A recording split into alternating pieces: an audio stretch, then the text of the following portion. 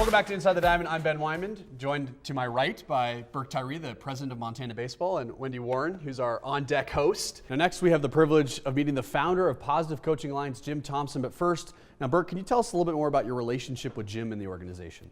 We mandate the Montana RBI coaches get certified by Positive Coaching Alliance, and we have seminars throughout the state a couple times a year for them.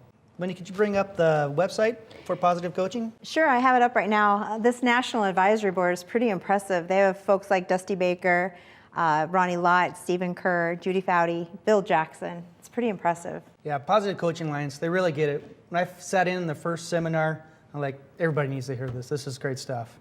Pretty big names on that list too. Yeah, it's pretty exciting stuff. I want to welcome Jim to the show now. Jim, thank you so much for joining us today on Inside the Diamond. First of all, Ben, really glad to be with you. I grew up in North Dakota. I spent a bunch of time in Montana, so really glad to be talking with you. Now, Jim, looking back, what inspired you to start Positive Coaching Alliance? It really was a combination of things. I was a enthusiastic but ultimately mediocre athlete as a kid. Played 1 year of basketball in college and got hurt, and I lost interest in sports until my son started playing sports. And I was a business student at Stanford at the time, and I went to go to his games. I was like, oh my heavens, there's so much negativity, so much tension. The poor kids were not having fun. It was during that, going to his games, that my love of sports kind of came crashing back, and I realized, wow, this is an incredible opportunity. Sports is the best place to teach kids character and life lessons. Now, looking at the organization today, is it what you thought it would be when you first started it? I didn't have as specific an idea as it's turned out to be. But yeah, I wanted it to be big. I wanted to reach lots and lots of people. I wrote a book called Positive Coaching, Building Character and Self-Esteem Through Sports. I kind of thought, okay, I wrote that book. It's got all this great stuff in it. People would read it. They'd change the way they coach, and youth sports would never be the same, and it didn't quite work out that way. So the idea of starting an organization that would reach in a systematic way, create a mission, a vision of what youth sports could be, develop a program that really worked, an organization could deliver that program, and then to create a movement of people all over the country who want to change youth sports for the better. This last year, we did almost 3,000 live workshops, so we're reaching a lot of coaches, parents, athletes, and youth sports leaders. When did the Positive Coaching Alliance officially get started, and what was the spark that made it happen? Positive Coaching Alliance was founded in 1998. I'd probably been thinking about it for a few years before that. I started coaching my son's team, started a basketball league, I was on the board of a little league, so I was getting immersed in youth sports. And at a certain point, I thought, wow, there's a better way to do this, and maybe an organization would help. I was on a national task force on building character through sports. And because I was a writer, I was given the task of writing the final report. As I was flying back to Washington, D.C. for this task force, I realized at the last meeting the report was going to be adopted, and then it was going to sit on a shelf. It wasn't going to go anywhere. We had all these great ideas, all this great discussion. And that's when the idea thought, maybe there needs to be an organization that's promoting these ideas to make youth sports the very best place for kids to learn life lessons.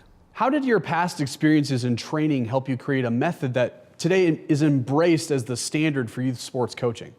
Really, Positive Coaching Alliance got started from my first experience working with kids as a teacher aide in a school for emotionally disturbed behavior problem kids in St. Paul, Minnesota. These kids were very troubled. They acted out, really hard to handle. They were bussed in from all over the city to a special school, the Behavioral Learning Center. We had 32 kids and 16 adults, and we often felt outmanned because these kids were really troubled. Looking back on it, they had been abused and neglected, and I was trained in a relentlessly positive approach. The term organizational culture didn't exist then, but really the school had a culture where it was all about relentless positivity. If the kids made the littlest movement in the right direction, if they improved at all, they got reinforced for that, and of course then they wanted to get better. I met my wife there a few years later. I'm a business student at Stanford, and my son is starting to play sports, and I haven't really got that much interest in sports yet, hasn't come back to me yet. But then I started going to his game and I saw how much negativity there was. And I decided to coach his teams, and I started using the same relentless positive approach that I had been trained in St. Paul. And it worked amazingly. The kids had a really good time. They were aggressive. They weren't afraid of making mistakes. They did really well. Parents of other kids on other teams came to me at the end of the season and said, how can I get my kid on your team next year? So I realized there was something going on there. And that really led to, when I was at Stanford, I got my MBA there, and then I worked for the public management program there, and I began to coach my son's teams. And I realized at a certain point this wasn't just a hobby. Maybe this was what I was supposed to be doing with my life. Jim, can you give us an example of how the Positive Coaching Alliance helps make better athletes better people? One of the things we're really focused on now is our tagline is better athletes, better people. And a lot of the work we've done has really been around sports and the better athletes part of it. Really want to focus more on the better people part of it. Let me give you an example. One of our big ideas is every kid, every person really has an emotional tank, like the gas tank in a car. And when your emotional tank is drained, just like the gas tank in your car is empty, you can't go very far. You have problems and they seem overwhelming. You're not excited about competing. When your emotional tank is filled, then you look at problems as challenges. You can't wait to get to practice. So we teach coaches to help kids learn how to fill the emotional tanks of their teammates. And that contributes to them being a better athlete. We'd also like coaches to go a little further and say, we've been talking about how important it is for us to fill each other's emotional tank. Here's what I want you to do this week. I want you to pick out somebody in your family or in your school, your friends, a teacher, somebody not related to this team, and intentionally fill their emotional tank this week. And I want to ask you about that on Friday. So this idea of take it home, a take it home exercise, the things that kids learn in youth sports, almost all of them relate directly to becoming a better person as well. But kids don't necessarily make that leap. So coaches can encourage the kids to take it home. You're learning about a mistake ritual, and you flush mistakes or brush it off or wipe it off when you make a mistake on the soccer pitch. Can you do the same thing in your math class? So again, the idea of taking those tools home so that kids are not just becoming better athletes, but becoming better people as well. What message can parents of athletes take away from the Positive Coaching Alliance? Let me say something about sports parents. I started out as a sports parent before I was a coach, before I started a youth sports league, before I started Positive Coaching Alliance. And that relationship between the parent and child is so crucial. I grew up in North Dakota, West Fargo. I remember my first high school basketball game as a starter. I scored 19 points. I came home and my mom had decorated the door of my bedroom like the dressing room of a star. I had so much support from my parents that helped me do well in sports and school. One of the tools that we give parents is "you're the kind of person who" statement. Let's say your son or daughter has a chance to make the winning play at a crucial moment in the game and they blow it. How can you deal with that?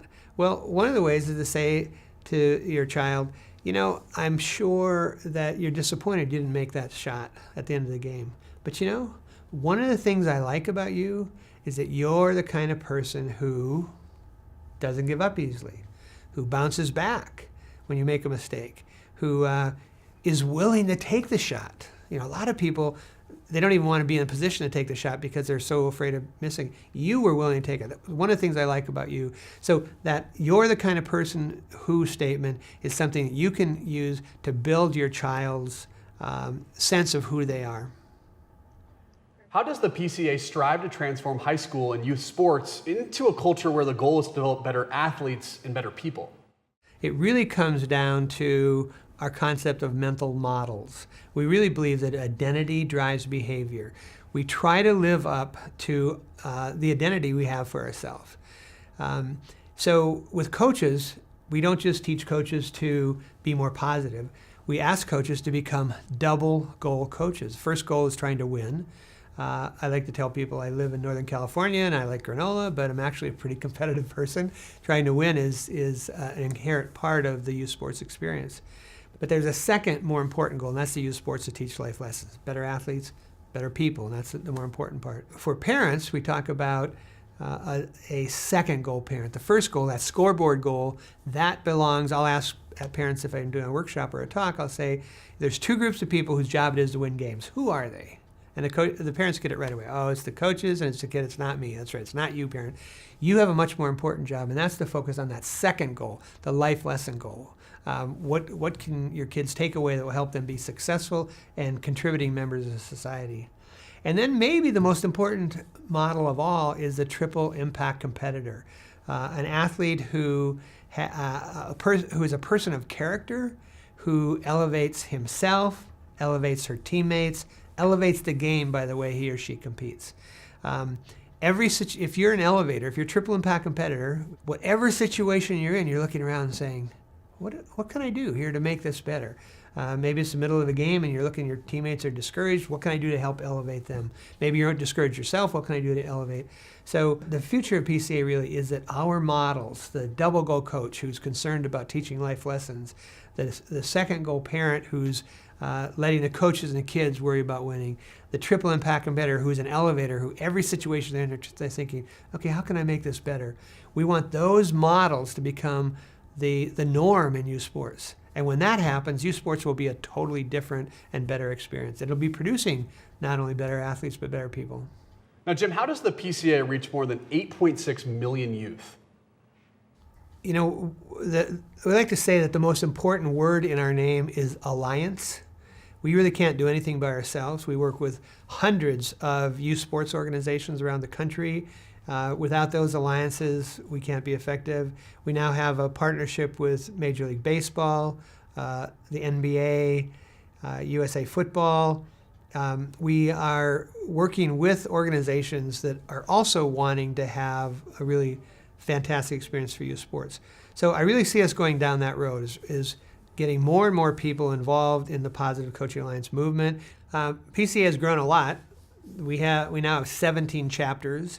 Each chapter has a board of directors and a local executive director, trainers. We do workshops in that area. The board of directors really owns the PCA movement in that area.